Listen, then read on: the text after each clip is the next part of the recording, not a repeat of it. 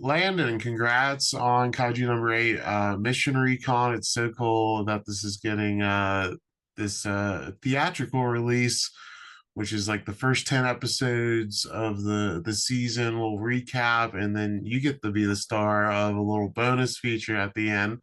And you play Soshiro Hoshina, and he's been such a standout character in Kaiju number 8. He's so funny from like a personal standpoint, but then he also can really kick some ass when needed. What do you like most about that dynamic? Because there's a lot of range there. You're right. Yeah, one of the things I really love about playing him is his duality. Because he has this kind of fun, sly, goofball persona at first, but then when you get him on the battlefield, suddenly he's all business and he's pretty deadly with those two little swords of his. So yeah, it's really fun to kind of to play with that. Because yeah, as a character, he kind of contains multitudes. And those are always the most fun to play, when they're not one note, when they're, not static, but when they're dynamic and always interesting, always shifting and evolving. As an actor, how is it when you are playing a character with those multitudes? Because he still has the same personality, but he can really be serious. How's it finding that side of keeping the character core to who he is, but being so different depending on the situation? Well, what's interesting about him is that he kind of he gives Kafka a hard time. He kind of trolls him at the beginning, but you understand as the series progresses that they have something in common. They were both kind of overlooked and underestimated early in their careers, and so I think it's funny because Hoshin is younger than Kafka, but I think he sees himself in Kafka a little bit, and almost sees him as, oh, this is someone who I could kind of, mentor and help out on his way. So, despite what he says about him being the court jester or we need, comedy duos in the team, I think he really does care about Kafka because he sees a bit of himself in him and yeah, wants to help him along. But yeah, so whether he's, playfully ribbing him or in Kafka's kaiju form, coming after him with swords, swords, and intending to kill him. Yeah, you want to just make sure that you're staying true to the core of the character at all times, and that's the challenge and the fun of playing someone like the vice captain.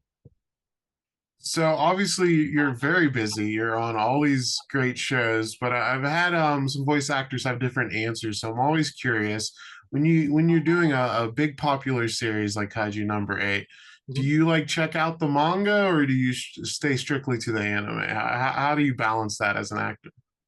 It's kind of on a case by case basis. And I know that sometimes, actors, it's like, oh, my character doesn't know what's going to happen to them, so I shouldn't read ahead, so that I can actually react in the moment because some of what acting is reacting. And I understand that. I guess I'm just a nerd at heart though, and I love doing my homework. So whenever possible, especially if it's a nice big meaty role like Hoshina, I try to prepare ahead of time. And I was actually a fan of the manga way before I got cast, so I kind of knew it was up from the get go. Um, but yeah, I try my very best to prepare as much ahead of time, um, without telegraphing things too much. Yeah, because you do have to keep in mind that there are some characters in mind that are clairvoyant to some extent, and they do know what's coming. But usually, though, yeah, your character is reacting in the moment, and you want to try to stay true to that. But it's nice to know, though, from a narrative standpoint, though, where things are heading, as much as possible. Um, Although what I do like, though, about this movie is that I feel like manga readers will get a lot out of it, but also, though, newcomers and newer fans and folks who only watch the show will also get a ton out of it. And Hoshina's Day Off, the special that is after the omnibus, that's totally new material. So even if you've read the manga, even if you're fully caught up, this will be brand new to you, and that's part of the fun. Yeah, Hashina's Day Off was so much fun to watch, especially because, your character is kind of mysterious, and even his students are like, what is this guy up to? And just the idea of seeing what he gets up to on his day off just drives them all to tell him. What did you like most about getting to show some of his personal life and show a different side than what we normally see? Well, it's fun because we've seen it. Yeah, we've only seen him really at work before. We know he likes to work out. We know he likes to slay kaiju, and we know that he likes to troll people. So now it's fun to see him though what he's like off the clock, in his personal life, and that's kind of the core mystery of the film, frankly, is what he's up to, uh, and it's one of my favorite parts of it, frankly. The comedy. Speaking of comedy duos, Adam MacArthur and Ben Stigmar's characters are so funny together, and and Abigail as well, who plays Kikuru. They're kind of the ones who are trying to figure out what he's doing, what he's up to, and their interactions are just really, really funny. The three of them are so good together. Yeah, that had me laughing the entire time. It's really funny. That's real fun that you were a fan of the manga before you got this. So when you did book this role, was that even extra exciting? Because you just had to know that was going to become a fan favorite character, and the fan response has been so positive. Oh yeah, he was my favorite reading it. So I was like, oh, if there's ever a chance to read for him, I would jump at that chance. And thankfully the chance came and it worked out. Usually the best you can hope for is to maybe be a part of your favorite franchise, but you're probably not going to get to play your favorite character in that franchise. But ever so often it works out, and this really worked out. Yeah, he's been one of my very favorites. And I just love the cast that we've assembled. And Nazeeb is so phenomenal as Kafka. I mentioned Anna MacArthur, and there are just so many great people. Our bad guy, our number nine, Alejandro, nails it as he is wont to do. He usually does. He always does, actually. Um, and our director, of course, our captain, Sean Gann, is so much fun. And this show plays to all of his strengths, I think, as a director. We worked together on other shows. We did a Shakespeare adaptation together called Requiem of the Rose King, a really fun, underrated show called Buddy Daddies that if you guys haven't seen, I would recommend checking out. But yeah, this is, like I say, it's just a great showcase for his talents and for the collective talents that we've assembled. Yeah, you actually joined the cast of my favorite show, Dragon Ball, Oh yeah. recently, which was so cool. Congrats on that. Oh, thank And you you so had much. an antagonist role. What did it mean for you to join that franchise in a very fun way? Because it doesn't get much bigger than Dragon Ball in terms of anime.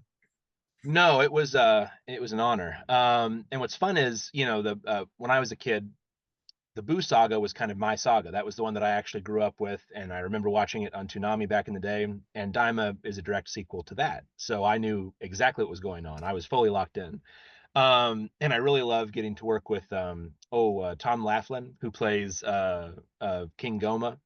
We have the dynamic between Degasu and Goma is really fun. It's very reminiscent of like Mr. Burns and Smithers. Yeah, I can definitely see that. And there's a spin-off manga for Kaiju number 8 called B-Side, and that B-side, yeah. stars Hoshina. Would you like to see that adapted at some point, maybe as an OVA? I think that'd be really Oh, fun. I would jump at the chance. That'd be awesome.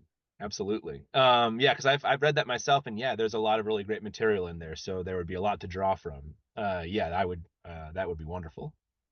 And Fingers then crossed. I want Knock on wood. fingers crossed for sure. And I wanted to ask just because you've had such a breakout these past few years. You're in all these iconic franchises: Demon Slayer, Chainsaw Man, JoJo, Jujutsu Kaisen. It goes on and on. And how's it been just having all these one after another? I'm sure there's been some pinch me moments, and you just keep joining all these great fandoms. Oh, absolutely. Seeing Mugen Train in theaters right when theaters reopened after COVID. That was really magical and amazing. And that's one of the reasons I'm looking forward really to Mission Recon so much for to the kaiju movie is because frankly I'm a big proponent of the theatrical experience and watching movies in the big screen. And so yeah, to see our hard work, up there in lights, I mean it really is, it's a speaking of pinch me moments, it's like the ultimate pinch me moment to see that stuff. So yeah, I cannot wait. April 13th, 14th, and 16th. Not tax day. Forget about tax day. Are But there yeah. the bonus section here with Hoshina is kind of more like a slice of life comedy, which is good after how Yeah. intense the omnibus is. Is there any moments from the first season that you're particularly excited to see on the big screen? Because there's some great stuff, especially Hoshina's battle sequence was a real highlight for me, Sam. Absolutely. Yeah, that's going to be probably my favorite part of watching the omnibus is going to be able to, being able to revisit the big fight between him and number 10. I cannot wait to see that, with on the big screen with a nice, world-class sound system. It's going to be great. It's going to it cleans out your sinuses a little bit because it's just it's going to really hit hard. Should be a lot of fun.